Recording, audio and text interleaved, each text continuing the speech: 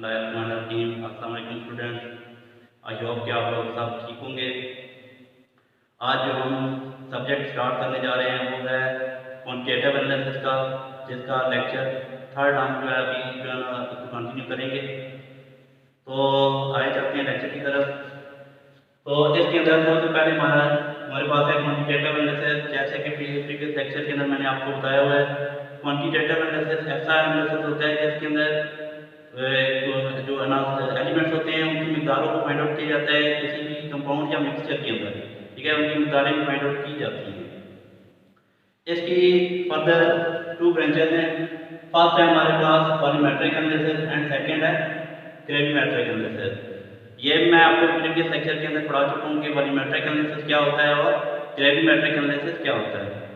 तो volumetric analysis जो होता है इसके अंदर सैंपल लिया जाता है, ये बाय वॉल्यूम लिया जाता है। ठीक है, इसके अंदर सिर्फ और सिर्फ डिफरेंस यही है इन दोनों के अंदर कि एक के अंदर जो सैंपल लिया जाता है वो बाय वॉल्यूम लिया जाता है और एक के अंदर जो है ग्रेविमेट्रिक के अंदर जो लिया जाता है सैंपल वो बाय वेट लिया जाता है, यानी कि बाय वॉल्यूम सैंपल। एंड यहाँ पे जो ग्रेविमेट्रिक एनालिसिस है इसके अंदर बाय वेट लिया जाता है। ठीक है, इन दोनों के अंदर दरमियान जो मेन डिफरेंस है वो यही है कि एक के अंदर सैंपल बाय वॉल्यूम लिया जाता है, दूसरे के अंदर सैंपल बाय वेट लिया जाता है। नेक्स्ट है कि हमारे पास प्रिंसिपल ऑफ वॉल्यूमेट्रिक एनालिसिस, यानी कि ये किस असूलों के तहत ये काम कर रहे होते हैं। वॉल्यूमेट्रिक एनालिसिस किन असूलों के ऊपर काम कर रहा होता है और ग्रेविमेट्रिक किन असूलों के ऊपर काम कर रहा होता है। तो पहले हमारे पास है प्रिंसिपल ऑफ वॉल्यूमेट्रिक एनालिसिस। तो वॉल्यूमेट्रिक एनालिसिस के अंदर सिर्फ एक ही प्रिंसिपल इस्तेमाल किया जाता है और वो है हमारे पास टाइट्रेशन। ठीक है, टाइट्रेशन को इस्तेमाल करते हुए मुख्तलिफ जो लिक्विड होते हैं उनको टेस्ट किया जाता है और उनकी क्वांटिटी जो है वो फाइंड आउट की जाती है। इसके अंदर जो मेन जो टर्म इस्तेमाल की जा रही होती हैं वो हमारे पास सबसे पहले है स्टैंडर्ड सोल्यूशन। स्टैंडर्ड सोल्यूशन ऐसा सोल्यूशन जिसकी सर्टेन और उसके बारे में इंफॉर्मेशन आपको पहले से मालूम होती है, वो होता है स्टैंडर्ड सोल्यूशन। उसके बाद सैंपल होता है, सैंपल जिसका आपने टेस्ट करना होता है, जिसकी क्वांटिटी को फाइंड आउट करना होता है, वो आपको सैंपल के तौर पे लिक्विड मिल जाता है। और थर्ड हमारे पास होता है इंडिकेटर। अब इंडिकेटर एक ऐसी चीज़ होती है जो कि आपको रिएक्शन के कंप्लीशन के बारे में बता रही होती है, यानी कि कब रिएक्शन कंप्लीट हो रहा है उसके बारे में ये इन्फॉर्म करती है। ठीक है, तो जैसे ही रिएक्शन कंप्लीट होता है तो इसका कलर चेंज हो जाता है, जिसकी वजह से हम नोट कर लेते हैं कि अभी रिएक्शन कंप्लीट हो चुका है, वहाँ पे प्रोसेस हमने एंड करना होता है। ठीक है, ये पूरा जो तरीक़ाकार होता है इसको टाइट्रेशन का नाम दिया गया है। यानी कि आपने स्टैंडर्ड सोल्यूशन पीरियड के अंदर डालना है, सैंपल को कोनिकल फ्लास्क में डालना है, उसके अंदर 2 से 3 ड्रॉप जो होते हैं वो जैसे इंडिकेटर के डालने हैं और रिएक्शन स्टार्ट करना है। ड्रॉप वाइज पीरियड से जो लिक्विड है वो नीचे कोनिकल फ्लास्क में आएगा और आपने जो है वो कलर चेंज नोट करते रहना है और साथ साथ कंटिन्यूस शेकिंग करनी है। तो एक टाइम आएगा जब इंडिकेटर का कलर चेंज होगा या इंडिकेटर कलर चेंज शो करेगा तो वो उसका एंड पॉइंट कंसिडर किया जाएगा। उसके बाद आपने प्रोसेस स्टॉप कर लेना है और वॉल्यूम यूज जो है वो देखना है और बाद में फार्मूला अप्लाई करते हुए आपने वैल्यू फाइंड आउट करनी है। ये हो गया हमारे पास प्रिंसिपल ऑफ वॉल्यूमेट्रिक एनालिसिस। ठीक है, इसके बाद है हमारे पास नेक्स्ट है प्रिंसिपल ऑफ ग्रेविमेट्रिक एनालिसिस। तो ग्रेविमेट्रिक एनालिसिस जो होता है ये मल्टी स्टेप ऑपरेशन होता है। ठीक है, मल्टी स्टेप किस तरह, यहाँ पे जो वॉल्यूमेट्रिक एनालिसिस के अंदर जस्ट 1 स्टेप था टाइट्रेशन, तो ग्रेविमेट्रिक एनालिसिस मल्टी स्टेप का ऑपरेशन इसलिए कहा जा सकता है कि इसके अंदर डिफरेंट स्टेप यूज किए जा रहे होते हैं। ठीक है, इसके अंदर जो फर्स्ट स्टेप है हमारे पास वो है वेइंग, यानी कि आपने जो भी सैंपल लेना है उसके वजन करना होता है। ठीक है, उसका वजन करेंगे पहले, फिर उसके बाद उसको आगे प्रोसेस के अंदर इस्तेमाल करेंगे या टेस्ट के अंदर इस्तेमाल करेंगे। सेकंड हमारे पास है प्रेसिपिटेशन। अब प्रेसिपिटेशन सेकंड स्टेप हमारा प्रेसिपिटेशन है। अब हमारे पास जो सैंपल हमारे पास मौजूद होता है उसके अंदर हमने ऐसा सूटेबल सॉल्वेंट इस्तेमाल करना होता है जो कि या सूटेबल प्रेसिपिटेंट इस्तेमाल करना होता है जो कि हमारे डिजायर्ड कंपोनेंट या एलिमेंट जिसको हम फाइंड आउट करना चाहते हैं उसको प्रेसिपिटेटेड फॉर्म में लेके आए और बाकी जो कंपोनेंट्स होते हैं या एलिमेंट्स होते हैं उनको अपने अंदर डिजॉल्व कर ले। ठीक है, तो ऐसा सूटेबल प्रेसिपिटेंट इस्तेमाल करना होता है। तो हमने उस सॉलिड सब्सटेंस को प्रेसिपिटेटेड फॉर्म के अंदर कन्वर्ट करना है। ये हो गया हमारे पास प्रेसिपिटेशन। इसका थर्ड स्टेप है फिल्ट्रेशन। अब हमारे पास जो एक प्रेसिपिटेट तैयार होता है उसके अंदर लिक्विड भी होता है, सॉलिड पार्टिकल भी होते हैं। अब उसको हमने सेपरेट करना होता है। हमारा डिजायर्ड जो चीज़ होती है वो सॉलिड पार्टिकल्स होते हैं। तो उसके बाद हम क्या करते हैं कि उसकी फिल्ट्रेशन करते हैं, उसको लिक्विड से अलहदा करते हैं। लिक्विड से अलहदा करने के लिए हमें फिल्ट्रेशन जो है ना इस्तेमाल करते हैं। तो इसके अंदर फिल्ट्रेशन मीडिया डिफरेंट किस्म के इस्तेमाल किए जा सकते हैं। फिल्टर पेपर, क्रूसिबल, डिफरेंट किस्म की फिल्ट्रेशन जो है ना वो मीडिया इस्तेमाल की जा सकती है। तो फिल्ट्रेशन के बाद हमारे पास जो प्रेसिपिटेट बनता है, प्रेसिपिटेट जो हमें अलग होकर मिलता है, वो आगे नेक्स्ट जो है प्रोसेस में हम इस्तेमाल करते हैं जो कि है ड्राइंग। यानी कि जो हमें प्रेसिपिटेट मिलेगा उसको हम ड्राई करेंगे। ड्राई करने के बाद नेक्स्ट उसका अगला जो ऑपरेशन है वो है इग्निशन। यानी कि उसको फिर हमने जो हमारे पास ड्राई फॉर्म में सब्सटेंस है वो क्योंकि फिल्टर पेपर के साथ है, ठीक है, उसके बाद उसकी इग्निशन करेंगे। यानी कि फिल्टर पेपर को जलाएंगे।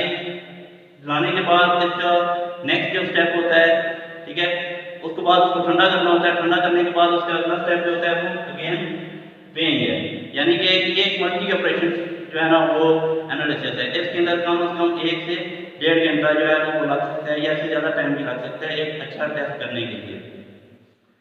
अब आते हैं नेक्स्ट हमारे पास है जी comparison between volumetric analysis and gravimetric analysis.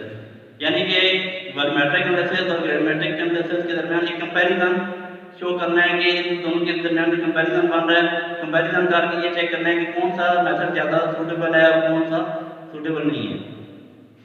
ठीक है, फर्स्ट स्टेप है हमारा जी volumetric analysis is one step operation. यानी कि वॉल्यूमेट्रिक एनालिसिस जो होता है ये वन स्टेप ऑपरेशन होता है। आप कुछ टाइम के अंदर इसको कवर कर सकते हैं। ठीक है, इसके बाद जो ग्रेविमेट्रिक एनालिसिस है इसके अंदर मल्टी स्टेप होते हैं। जैसे कि मैंने आपको ये स्टेप सारी यहाँ पर गिनवाए हैं, ये मल्टी स्टेप ऑपरेशन है। ठीक है, इसके बाद वॉल्यूमेट्रिक एनालिसिस टाइम से वॉल्यूमेट्रिक एनालिसिस के अंदर टाइम की बचत होती है, जबकि gravimetric analysis is lengthy, slow and tedious. यानी कि ग्रेविमेट्रिक एनालिसिस जो होता है ये लेंथी भी होता है और स्लो भी होता है और साथ में थका देने वाला है। ये प्रोसेस जो होता है थका देने वाला है, बहुत ज़्यादा टाइम लेता है।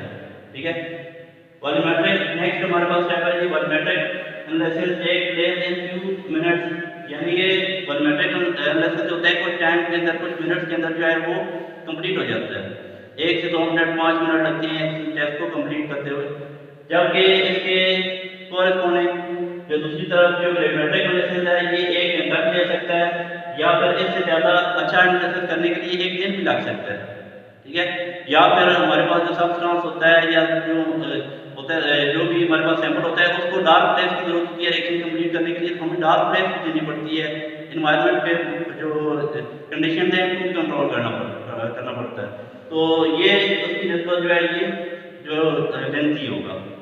इसके बाद हमारे पास नेक्स्ट जो है जी कि इनमें से कौन सा बेटर है। तो अकॉर्डिंग टू स्टेप्स या अकॉर्डिंग टू कंडीशन जो हम देखते हैं तो वॉल्यूमेट्रिक एनालिसिस जो होता है ये ज़्यादा बेटर होता है निस्बत के ग्रेविमेट्रिक एनालिसिस के, क्योंकि वो टाइम सेविंग होता है। टाइम सेविंग के साथ साथ वो वन स्टेप ऑपरेशन है। उसके बाद उसके अंदर जो है 2-4 मिनट 5 मिनट के अंदर वो कंप्लीट हो जाता है। इसके मुकाबले में जो ग्रेविमेट्रिक एनालिसिस होता है वो मल्टी स्टेप ऑपरेशन है, साथ में उससे टाइम भी ज़्यादा लगता है और सिखा देने वाला होता है। नेक्स्ट आते हैं जी हम इंपॉर्टेंस ऑफ केमिकल एनालिसिस की। अब केमिकल एनालिसिस जो होता है एज अ होल जो इसको लेते हैं केमिकल एनालिसिस के अंदर लेते हैं क्वालिटेटिव एनालिसिस और क्वांटिटेटिव एनालिसिस दोनों को। ये हो गया हमारे पास केमिकल एनालिसिस। तो ये कहाँ इस्तेमाल हो रहा है, इसकी अहमियत कितनी है वो इसके बारे में हम पढ़ेंगे।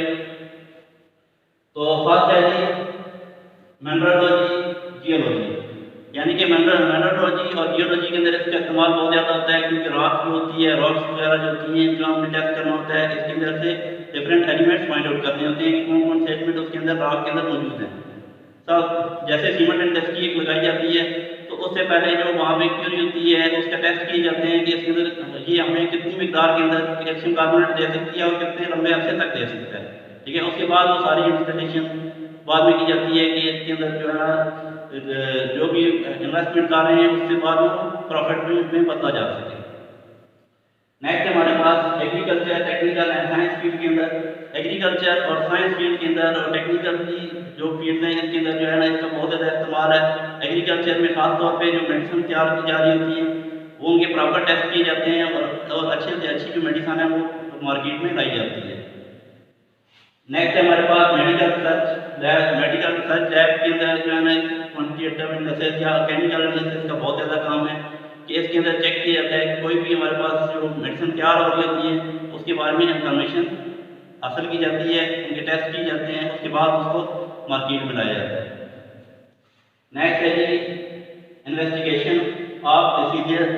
बहुत सी डिसीजेस बीमारियाँ जो होती हैं उनको चेक करने के लिए जो है लैब एनालिसिस किए जाते हैं या केमिकल एनालिसिस किए जाते हैं। उससे चेक किया जाता है कि कौन सी बीमारी किसी भी शख्स को या किसी भी जो जमदार है उसको कौन सी बीमारी लाभ हो गई है, उसके बारे में उसके बाद उसकी जो है वो तशखीस करने के बाद उसका टेस्ट किए जाते हैं या फिर उसको इलाज किया जाता है। नेक्स्ट हमारे पास इम्प्रूव क्वालिटी ऑफ प्रोडक्ट। तो क्वालिटी ऑफ प्रोडक्ट को इम्प्रूव करने के लिए केमिकल टेस्टिंग बहुत ज़्यादा अहमियत की अमल होती है।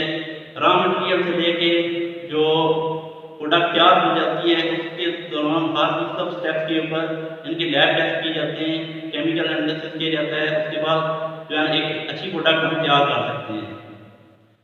इसके बाद नेक्स्ट है हमारे पास controlling atmospheric pollution and pollution due to industries, यानी कि एटमॉस्फेरिक पोल्यूशन को कंट्रोल करने के लिए भी इसका बहुत ज़्यादा अहम किरदार है केमिकल एनालिसिस का, क्योंकि पोल्यूशन जो होती है इसके अंदर हम मुख्तलिफ किस्म के जो कार्बन के ज़रात होते हैं या फिर डस्ट पार्टिकल होते हैं या फिर इंडस्ट्री से निकलने वाले जो धुएं के पार्टिकल होते हैं तो उन सब को जो है ना इसके लैब के अंदर टेस्ट किया जा सकता है। इसके बाद नेक्स्ट है हमारे पास information about purity of food stuff. Food stuff की प्योरिटी के बारे में ये हमें जो है ना इंफॉर्मेशन दे रहा होता है कि फूड स्टफ कितना प्योर है, इसके अंदर कितनी परसेंट इम्प्योर जो सब्सटेंसेस हैं वो मौजूद हैं, उसके बारे में इंफॉर्मेशन देता है। इसके बाद नेक्स्ट है हमारे पास control trouble in chemical process. किसी भी केमिकल प्रोसेस के अंदर जो ट्रबल्स होती हैं, जो खामियां आ रही होती हैं, उसको दूर करने के लिए केमिकल एनालिसिस जो है ये बहुत अहम साबित हो सकता है। नेक्स्ट है हमारे पास मेटलर्जी। मेटलर्जी के अंदर बहुत ज़्यादा इस्तेमाल है केमिकल एनालिसिस का। जो अलाइज वगैरह बनाई जाती हैं उनके अंदर जो मुख्तलिफ किस्म के